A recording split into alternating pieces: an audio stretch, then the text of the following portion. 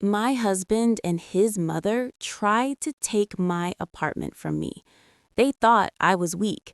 They thought I didn't understand what was happening. But I showed them exactly who the real owner was. When Mark and I got married, love felt simple, almost naive. We lived in a tiny one-bedroom apartment on the edge of the city. The walls were thin, the heating barely worked, and every bill felt like a personal insult to him. Every month, it was the same scene. Mark would sit at the kitchen table, bills spread out like evidence at a crime scene, shaking his head. "This is daylight robbery," he complained. "Why am I paying so much for this dump?" I stayed quiet. I always stayed quiet. I told myself this was normal stress, that marriage meant patience. I had something he didn't like to talk about: my apartment. The apartment my mother had left me before she passed away. A spacious, bright place in a good neighborhood, fully paid for, legally mine. I never rushed to move in. It felt sacred. It smelled like her perfume, her cooking, her warmth. I wasn't ready. But after 2 years of complaints, tension, and counting every penny, I finally gave in. "Let's move into my place," I said one evening. "It will be easier. No rent, no pressure." Mark's reaction shocked me. He jumped up, hugged me tightly, and laughed like he'd just won the lottery. "At last, we're home!" At the time, I thought it was happiness.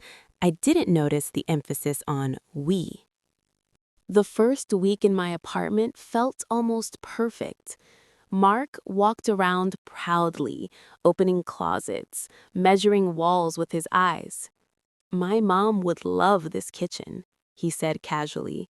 "This living room is perfect for family gatherings." I smiled politely. Something about the way he said "my mom" made my stomach tighten, but I ignored it. I always ignored things. Until that evening. After dinner, I stood at the sink washing dishes. The water was running, plates clinking softly. That's when I heard Mark's voice from the living room. Low, careful.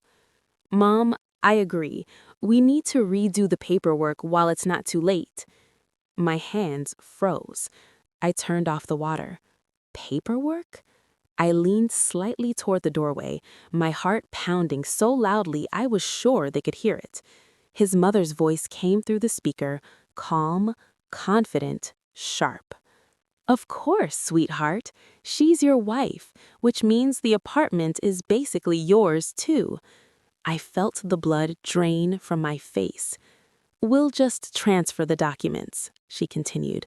"Add your name, or better yet, rewrite everything properly. It's only fair." Mark sighed. "I know. She's emotional about her mother, but she'll get over it." I gripped the counter so hard my fingers hurt. That's when I understood everything.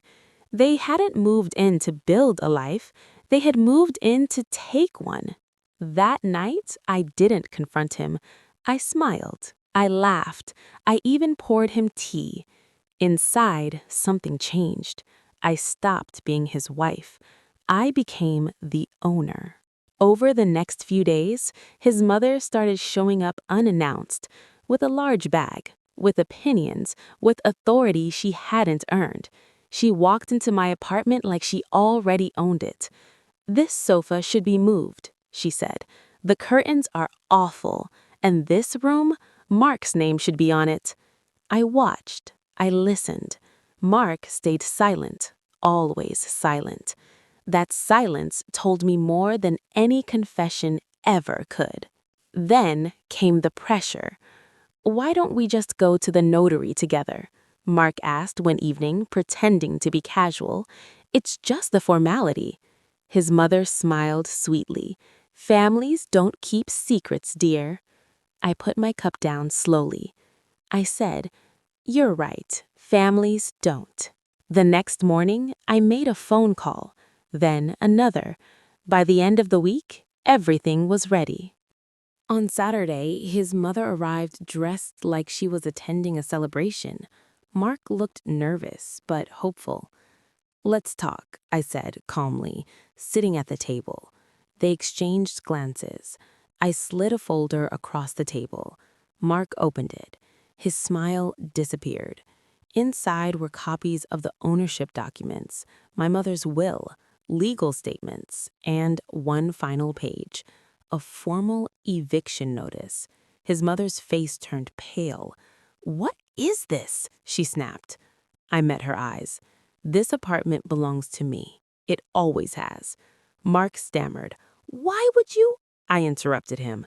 "I heard your conversation. Every word." Silence crashed into the room. I stood up. "You plan to take my mother's home from me," I said calmly, "so now you can leave it." His mother stood, furious. "You ungrateful—" "Leave," I said again, louder. Mark looked at me like he didn't recognize me. "Pack your things," I added. "You have 1 hour." They left that same day. No hugs, no apologies, no inheritance. Just suitcases and shattered plans. That night, I sat alone in my apartment. The silence felt different now, peaceful. I walked into my mother's bedroom and whispered, "I protected it." And for the first time since my wedding day, I felt truly at home.